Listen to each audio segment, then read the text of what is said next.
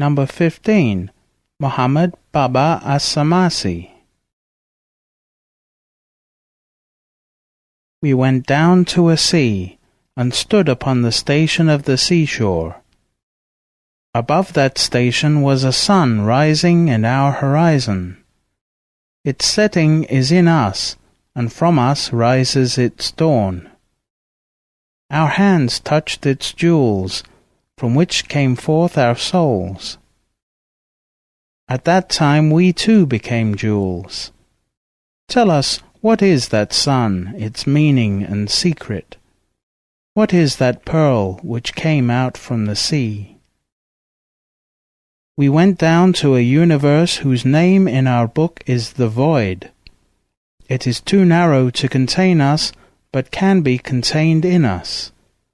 We left behind the stormy seas. How can people know what we have reached? Attributed to Abu Madian.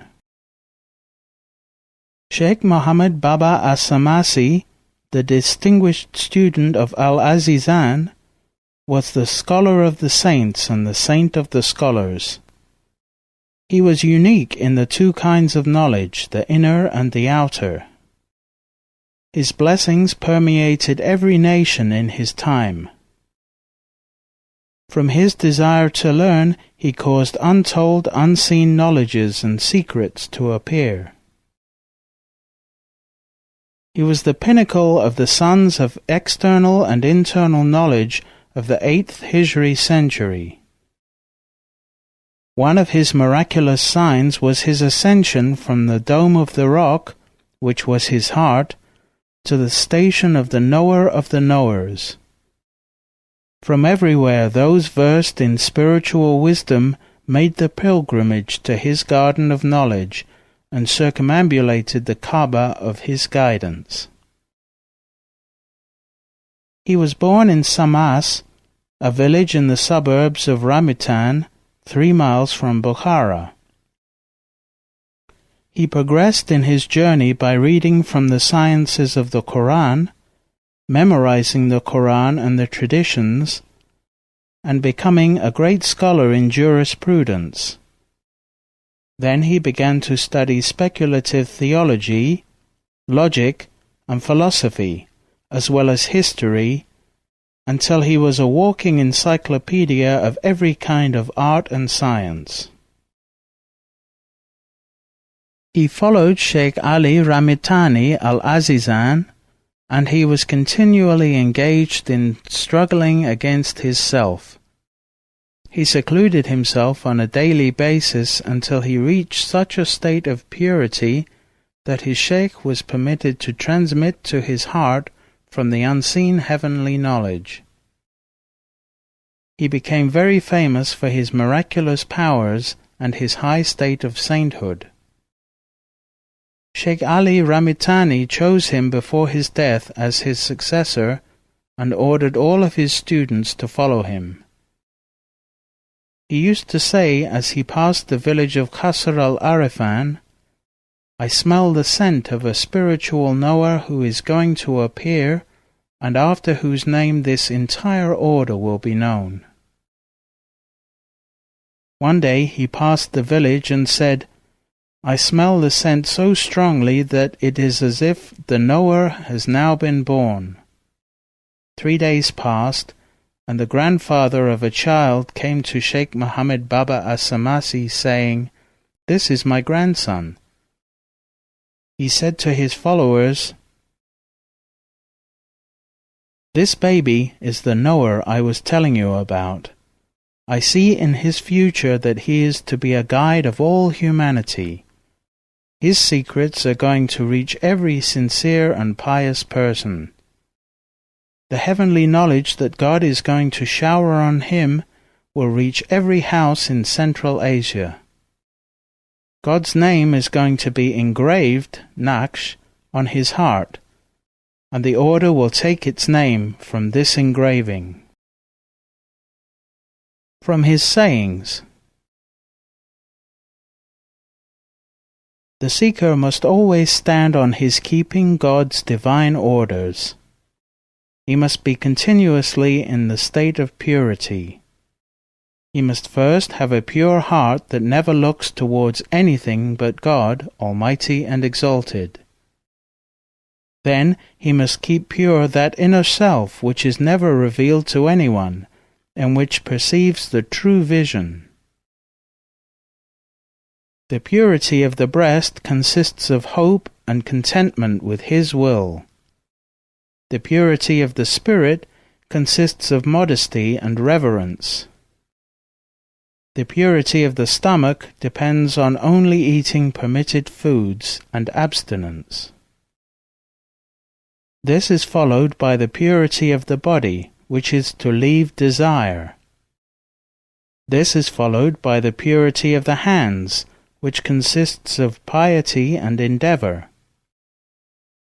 Then comes purity from sins, which is regret and heartbreak for past wrongdoings. After this is purity of the tongue, which consists of dhikr and asking forgiveness. Then he must purify himself from neglect and slackness by developing fear of the hereafter.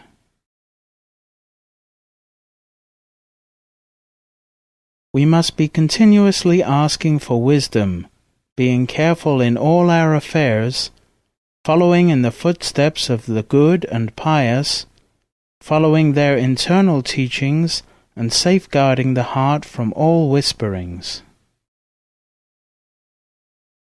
Be guided by the teachings of your shaykhs, because they are a more direct cure for you than reading books. You must keep the company of saints. In that company you must keep your heart from gossiping, and you must not speak in their presence in a loud voice, nor should you be busy in their company with prayers and voluntary worship. Keep their company in everything. Do not talk while they are speaking. Listen to what they say. Do not look in their homes at what they have, especially in their rooms and their kitchens. Never look towards another shaykh, but keep the belief that your shaykh will help you arrive.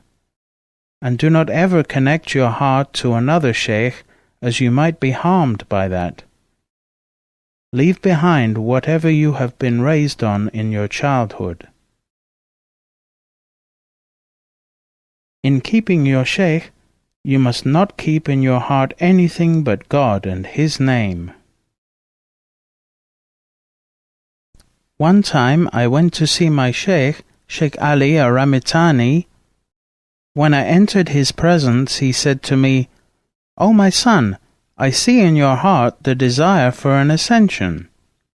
As soon as he said that, he placed me in a state of vision, where I saw myself walking day and night from my country to reach the mosque of the Dome of the Rock, Masjid al-Aqsa.